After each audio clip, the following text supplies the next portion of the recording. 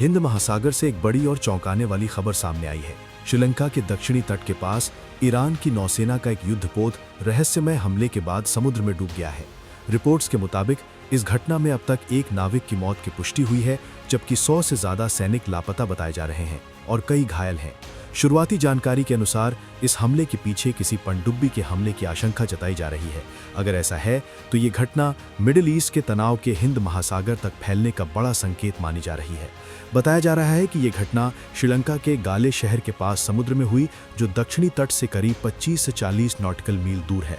यहीं पर ईरान की नौसेना का फ्रिगेट IRIS देना संदिग्ध हमले के बाद डूब गया।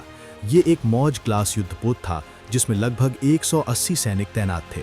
हमले के बाद जहाज से सुबह के समय एक आपातकालीन संदेश भेजा गया, लेकिन कुछ ही देर में ये पूरी तरह समुद्र में समा गया। घटना की जानकारी मिलते ही श्रीलंका की नौसेना और एयरफोर्स ने बड़े पैमाने पर रेस्क्यू ऑपरेशन शुरू कर दिया। नौसेना के जहाज़ों और हेलीकॉप्टरों की मदद से समुद्र में फंसे लोगों को खोजा जा रहा है। अब तक करीब 79 लोगों को समुद्र से सुरक्षित निकाला गया है और उन्हें गाले के अस्पतालों में भर्ती कराया गया है। ज़्यादातर घायलों को करापीटिया टीचिंग हॉस्पिटल ले जाया गया है। रिपोर्ट्स के मुताबिक घायल सैनिकों में से 32 की हालत गंभीर बताई जा रही है, जबकि बाकी को हल्की और मध्यम चोटें आई हैं। लेकिन सबसे बड़ी चिंता उन 101 नाविकों को लेकर है जो अभी भी लापता हैं और जिनकी तलाश लगातार जारी है।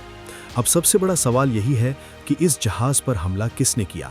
अब तक किसी देश या संगठन ने इस हमले की जिम्मेदारी नहीं ली है। हालांकि शुरुआती रिपोर्ट्स में कहा जा रहा है कि ये हमला किसी पनडुब्बी से किया गया हो सकता है। कुछ विश्लेषकों का मानना है कि यह हमला मिडिल ईस्ट में चल रहे तनाव से जुड़ा हो सकता है, जहां अमेरिका और इजराइल के साथ ईरान का टकराव लगातार बढ़ रहा है। हालांकि अमेरिका और इजराइल दोनों ने अभी तक इस घटना पर कोई आधिकारिक टिप्पणी नहीं की है और जांच जारी है। ये घटना इसलिए भी बेहद गंभीर मानी जा रही है क्योंकि ये दुनिया के सबसे व्यस्त समुद्री रास्तों में से एक के पास हुई है। हिंद महासागर का ये इलाका अंतर्राष्ट्रीय व्यापार और ऊर्जा सप्लाई के लिहाज से बेहद महत्वपूर्ण है। यहाँ से हर दिन बड़ी संख्या में तेल टैंकर और व्यापारिक जहाज गुजरते हैं। अगर इस तरह की घटनाएं बढ़ती हैं तो समुद्री सुरक्षा और वैश्विक व्यापार पर इसका बड़ा असर पड़ सकता है।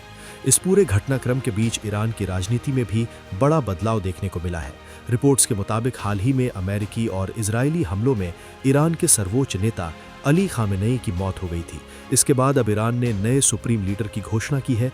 बताया जा रहा है कि अली खामेनेई के बेटे मुज्तबा खामेनेई अब ईरान की सत्ता संभाल सकते हैं। फिलहाल के लिए बस इतना ही। बाकी अपडेट के लिए बने रहिए वन इंडिया हिंदी के साथ। Subscribe to One India and never miss an update. Download the One India app now.